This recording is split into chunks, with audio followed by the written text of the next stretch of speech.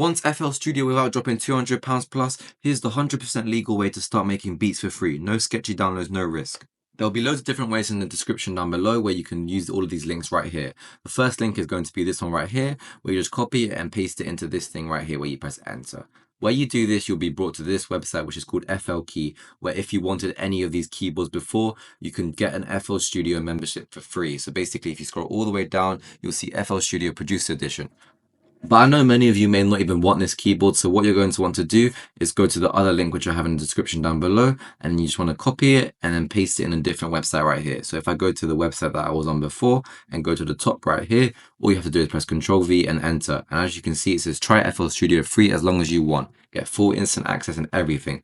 So all you have to do is press download now and then put your email in, do the get tips and discounts, and then that's it. That's all you have to really do. But this method is really good and works very well if you press try for free.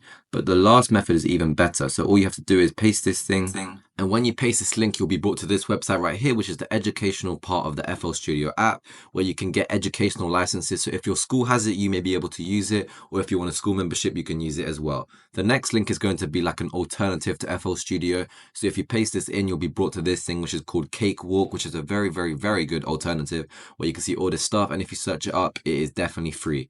The next alternative is going to be this one, which is called LMMS.